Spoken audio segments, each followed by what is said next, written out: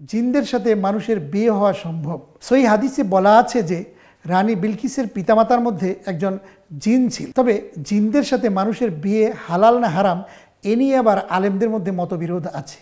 তবে জিনরা যদি চায় তাহলে মানুষ জিনদেরকে দেখতে পারে। জিনদের সাথে মানুষের উঠা বসা, বিয়ে শাদী এটা পুরোটাই জিনদের ইচ্ছা। মানুষের মাঝে যেমন বিভিন্ন ফেরকা মাযহাব আছে, ঠিক তেমনি জিনদের মাঝেও বিভিন্ন দল ও মত আছে। আসসালামু আলাইকুম ওয়া রাহমাতুল্লাহি ওয়া বারাকাতুহু।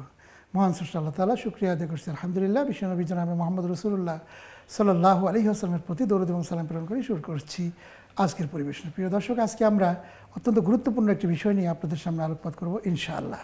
কোরআন ও হাদিসের আলোকে জিন জাতির বিস্ময়কর ইতিহাস নিয়ে আজকের আলোচনা। জিন জাতি সম্পর্কে অনেকেরই আগ্রহ। জিনরা কেমন, কি খায়, তাদের জীবনযাত্রা কী রকম। বিশেষ করে আল কোরআনে সূরা জিন নাজিল হওয়ার পর সাহাবীদেরও জিনদের প্রতি কৌতূহল দেখা গিয়েছিল। আমি আজ আপনাদের সামনে আলোকপাত করব মুসলিম বিশ্বের প্রবাদ পুরুষ আল্লামা জালালউদ্দিন সুয়ুতী রহমতুল্লাহ আলাইহির বিস্ময়কর একটি বই, জিন জাতির ইতিহাস। জিন ফেরেশতা হয়তো এমন কোনো সূক্ষ্ম তরঙ্গ যাদেরকে কোনো যন্ত্রপাতি দ্বারাও দেখা যাবে না। জিন শব্দের মোটামুটি অর্থ গুপ্ত, অদৃশ্য, লুকায়িত। শয়তানরাও হলো এক প্রকার জিন যারা আল্লাহর অবাধ্য এবং এরা অভিশপ্ত ইবলিসের বংশধরদের অন্তর্গত। হাদিস তত্ত্ববিদদের মতে জিনদের কয়েকটি শ্রেণী রয়েছে, যেমন সাধারণ জিন, আমির জিন, এরা মানুষের সাথে থাকে। শয়তান, এরা অবাধ্য, উদ্ধত। ইফরিত এক প্রকারের জিন রয়েছে, এরা শয়তানের চাইতেও বিপজ্জনক। জিন জাতিকে সৃষ্টি করা হয়েছে হযরত আদম আলাইহিস সালামের 2000 বছর পূর্বে। জিন জাতির আদি পিতা আবুল জিন্নাত সামুমকে আল্লাহ সুবহানাহু ওয়া তাআলা আগুনের শিখা দ্বারা তৈরি করার পর আল্লাহ সামুমকে বলেন, তুমি কিছু কামনা করো। তখন সে বলে, আমার কামনা হলো আমরা মানুষকে দেখব, কিন্তু মানুষরা আমাদের দেখতে পারবে না। আর আমাদের বৃদ্ধরাও যেমন যুবক হয় মৃত্যুর পূর্বে, আল্লাহ সুবহানাহু ওয়া তাআলা জিনদের এই দুইটি ইচ্ছাই পূরণ করেন। জিনরা বৃদ্ধ বয়সে মৃত্যুর পূর্বে আবার যুবক হয়। জিনরা আগুনের তৈরি হলেও এরা মূলত আগুন নয়। যেমন মানব সৃষ্টির মূল উপাদান কাদামাটি হলেও মানুষ কিন্তু প্রকৃতপক্ষে কাদামাটি নয়। ঠিক তেমনি জিনের পূর্বপুরুষ আগুনের তৈরি হলেও জিন মানেই আগুন নয়। এর প্রমাণ মুসনাদে আহমদে বর্ণিত রাসূল করিম সাল্লাল্লাহু আলাইহি ওয়াসাল্লামের একটি হাদিসে রয়েছে। রাসূলুল্লাহ সাল্লাল্লাহু আলাইহি ওয়াসাল্লাম বলেন, শয়তান নামাজের মধ্যে আমার সাথে মোকাবেলা করতে আসে, তখন আমি তার গলা টিপে দেই। তখন আমি শয়তানের থুথুর শীতলতা নিজের হাতেও অনুভব করছি। শয়তান বা জিন যদি দাহ্য আগুন হয় তাইলে তার থুতু ঠান্ডা হতে পারে না। আশা করি আপনারা ব্যাপারটি উপলব্ধি করেছেন। অনেকের মাঝে একটা প্রশ্ন আসে যে জিনরা যদি আগুনের তৈরি হয় তাহলে কিভাবে জিনরা জাহান্নামের আগুনে পুড়বে।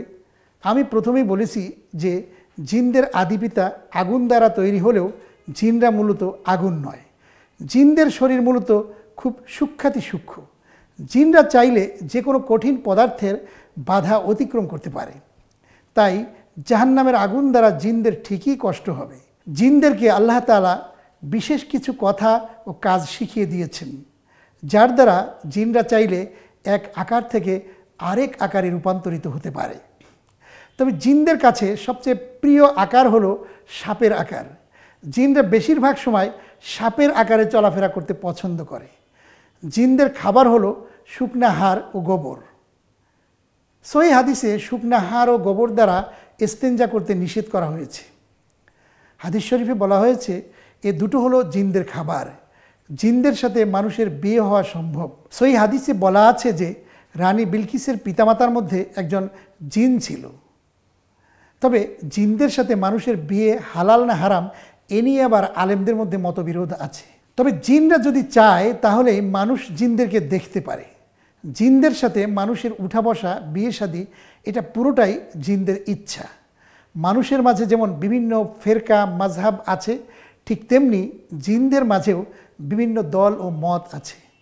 অনেক জিন সাহাবী ছিলেন। সিরাতে ইবনে হিশামে বর্ণিত রয়েছে যে রাসূল করিম সাল্লাল্লাহু আলাইহি ওয়াসাল্লামের মৃত্যুর পরে প্রথমে ফেরেশতারা এসে রাসূলুল্লাহ সাল্লাল্লাহু আলাইহি ওয়াসাল্লামকে সালাম দেয়, এরপরে জিনেরা এসে রাসূলুল্লাহ সাল্লাল্লাহু আলাইহি ওয়াসাল্লামকে সালাম দেয়।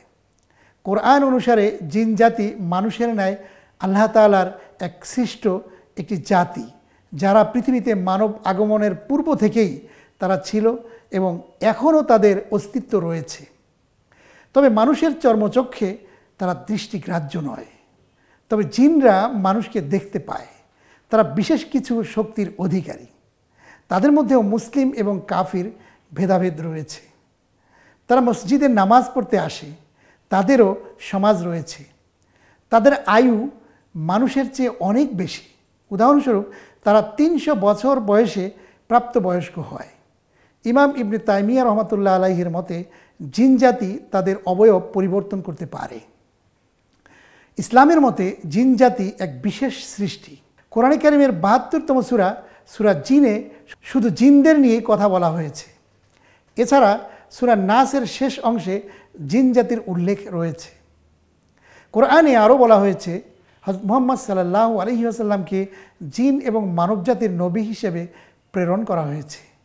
হযরত সুলাইমান আলাইহিস সালামের সেনাদলে জিনদের অংশগ্রহণ ছিল বলে কোরআনে উল্লেখ রয়েছে।